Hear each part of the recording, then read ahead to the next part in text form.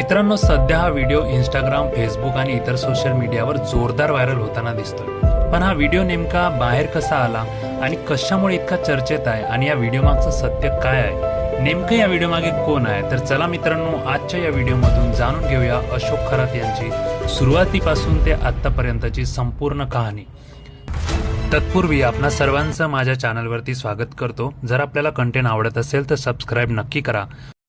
मित्रांनो, अशोक खरात नेमका कोण?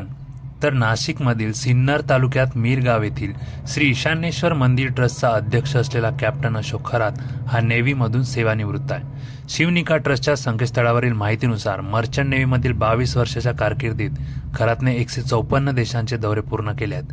त्यामुळे त्या देशांमधील बहुतांश धार्मिक चालीरीती, परंपरा, संस्कृती, नैतिकता आणि नैसर्गिक परिस्थितीचा त्याने सखोल अभ्यास केला असल्याचे मानले जाते। तो प्रसिद्ध अंकशास्त्रज्ञ म्हणून ओळखला जातो। अनेक बडे राजकीय नेते, सेलिब्रिटी आणि उद्योजक त्यांच्याकडे मार्गदर्शन घेण्यासाठी जात असत। नोव्हेंबर 2022 मध्ये तत्कालीन मुख्यमंत्री एकनाथ शिंदे यांनी मीरगाव येथील मंदिरात भेट दिल्यानंतर अशोक खरात खरा चर्चेत आला होता आणि इतकं सगळं चांगलं दाखवून त्याने आपलं नाव मोठं नक्कीच केलं होतं। त्याच्या सर्व गोष्टीमुळे लोकांनी त्याला गुरु, मार्गदर्शक आणि देवता बनवून ठेवलं होतं। पण आपल्याला माहिती आहे, सोशल मीडियाच्या या युगात एक छोटासा क्षणही माणसाचं आयुष्य बदलू शकतो आणि तसंच काहीसं अशोक खरात यांच्या बाबतीत घडलं। एक व्हिडिओ सोशल मीडियावर व्हायरल झाला आणि सर्व समोर आलं।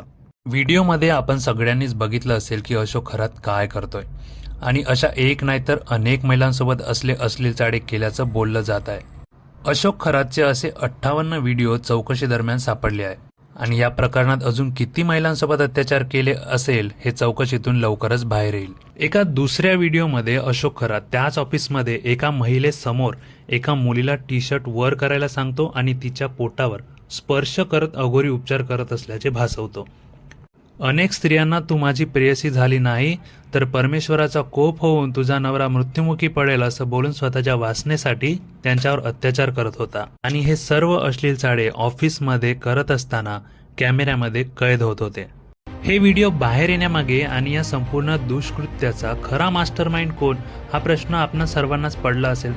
तर हा मित्रांनो दुसरा तिसरा कोणी नसून कॅप्टन खरातचा खास ऑफिस बॉय संशयित नीरज जाधव असल्याचे समोर आले असून या प्रकरणाला आता धक्कादायक वळण मिळालं आहे। नीरज हा 2019 पासून खरात याच्याकडे काम करीत होता। काही काळापासूनच त्याला महिलांच्या बाबतीत खरात याच्या व्यवहाराबाबत शंका आल्या, त्यामुळे धारिष्ट धरून त्याने कार्यालयात गुप्त कॅमेरे लावण्याचा निर्णय घेतला। कॅनडा कॉर्नर येथील कार्यालयात खरात नसताना सायंकाळी मित्राला बोलावून त्याने छुपा कॅमेरा बसवला। त्यानंतर अनैतिक अघोरी प्रकार होतात का याची खात्री करण्यासाठी चित्रण तपासले तर तो हा धरला।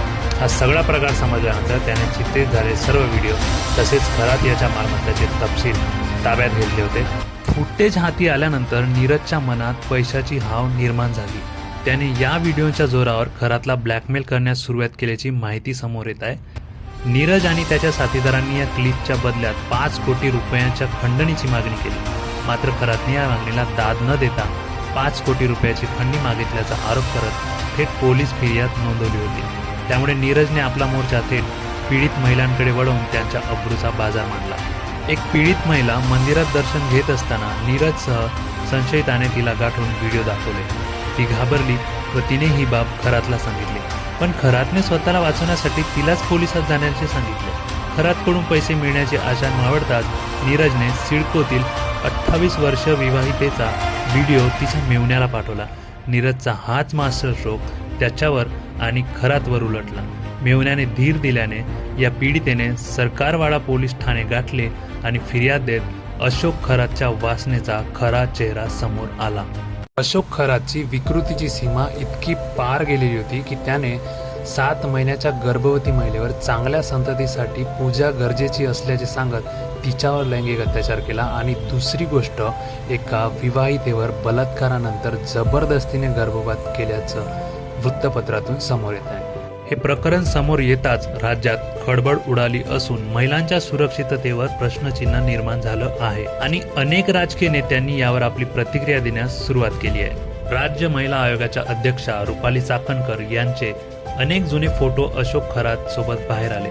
कदाचित त्यांनाही या गोष्टीबाबत तेव्हा माहिती नसेल, परंतु त्यांच्यावरही प्रश्नचिन्ह निर्माण झाले व मुख्यमंत्री देवेंद्र फडणवीस यांनी राजीनामा देण्याचे त्यांना आदेश दिले आणि रुपाली चाकणकर यांनी राजीनामा देऊन एक्सवर पोस्ट टाकत त्या म्हणाल्या, आज राष्ट्रवादी काँग्रेस पक्षाच्या राष्ट्रीय अध्यक्षा, आमच्या नेत्या तसेच राज्याच्या सन्माननीय उपमुख्यमंत्री आदरणीय सुनित्रा वहिनींकडे माझ्याकडे असलेला राज्य महिला आयोगाच्या अध्यक्षपदाचा राजीनामा सुपूर्द केला.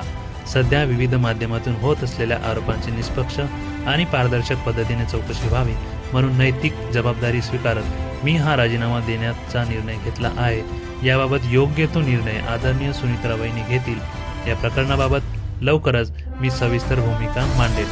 आता हे प्रकरण इतकं गरम झालंय की राजकीय वर्तुळातही यावर प्रतिक्रिया येऊ लागल्या आहेत. त्यामुळे विरोधी पक्षातील नेत्यांनी आपली भूमिका मांडली आहे. या प्रकरणावर प्रतिक्रिया देताना संजय राऊत यांनी असा दावा केला की त्यांच्या मते हे प्रकरण जेफ्री एप्स्टीन फाईल सारखं मोठं असू शकतं. आता हे प्रकरण खरंच एप्स्टीन फाईल इतकं मोठं आहे की एका व्यक्तीपुरतं मर्यादित आहे याचा तपास पोलीस करत आहेत. लवकरच या प्रकरणातील सर्व आरोप आणि आरोपी बाहेर येतीलच. पण आपण सर्वांनी एका विज्ञानाच्या जगात वावरत असताना असल्या भोंदू बाबाच्या मार्गी लागू नये व आपण असल्या अंधश्रद्धेचा नेहमी विरोध केला पाहिजे, जेणेकरून अशा भोंदू बाबांकडून आपली फसवणूक होणार नाही आणि भविष्यात महिलांवर अशा पद्धतीने अत्याचार होणार नाही. भेटूया पुढच्या व्हिडिओमध्ये. धन्यवाद.